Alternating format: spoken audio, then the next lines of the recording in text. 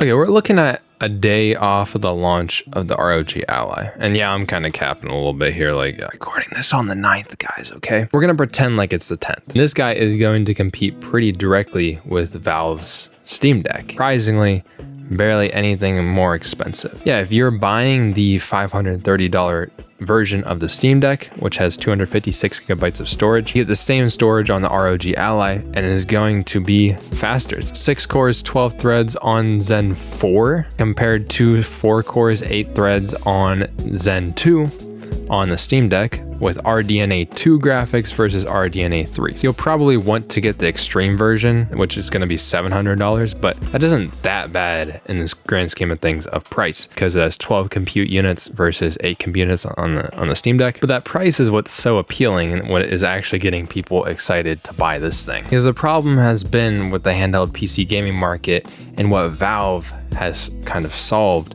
is that it's always been too expensive. If you were to buy something like a GPD Win or a AN Neo, then you're talking like $1,000 just to play PC games on the go. Whereas you see the Steam Deck, and they brought it in at a price that people can justify. It's bizarre how Asus has gotten the ROG Ally's price tag so low, because you know that their margins are pretty thin for something at this value. And I think a lot of people thought before this was leaked that the price was probably going to be hovering around $1,000 or somewhere in there, especially because it's an ROG, Republic of Gamers device. One of those is not even 1/8 of an Asus ROG card. How are they so competitive? And I have a theory. You can see that when you buy an ROG Ally, you get 3 months free of Xbox Game Pass. Like, oh, that's kind of weird. You're already getting a good value console, and on top of that, you're getting an extra 3 months, which would be $45 of Game Pass. I think Asus has worked out some kind of deal with Microsoft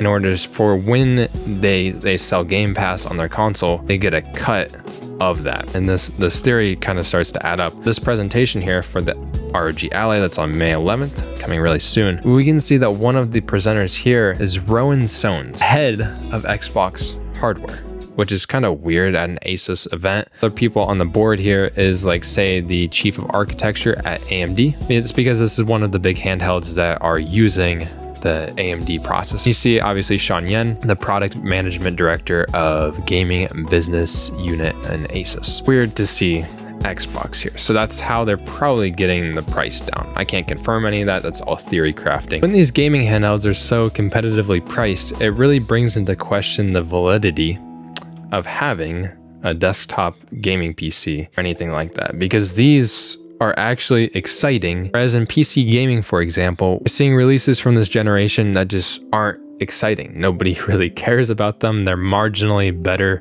price to performance on the last generation. They really are exciting. The Steam Deck, ROG Ally, even the Nintendo Switch, which really proved as basically the first console that is truly a hybrid, that you could truly bring from your house to on the go and have almost the same experience. Switch proved that something like this can happen. Because over time, that we've always had to make the compromise with handheld consoles that you don't get the same gaming experience on the go. However, it can still be quite good. It's not fully there. What is interesting with the stagnation in the dedicated GPU market, it might be a sign that the industry is heading a different direction. Now, this isn't confirmed or anything, this is just theory that I have. But we see APUs releasing from AMD that are extremely impressive. We see the technology that is in the PS5 and Xbox Series, the APUs that are in there, as being extremely good value, that it almost makes you think that the desktop PC market could turn to using APUs instead of having a dedicated GPU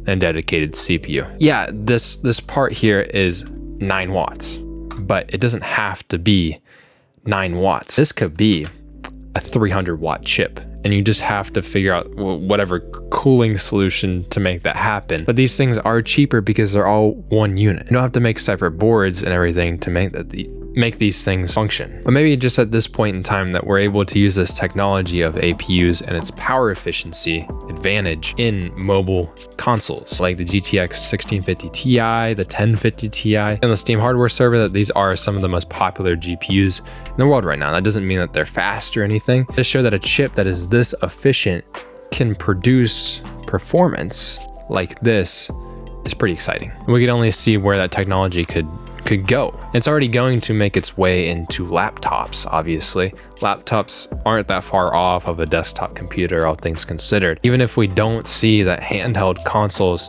are the absolute future for everyone and you having like that hybrid experience is the future, it could be for a lot of people, maybe not for everybody. We could see that technology that is being used in these could also be the future for desktop as well. So I'm excited about them. The Steam Deck has been awesome so far on the Ally.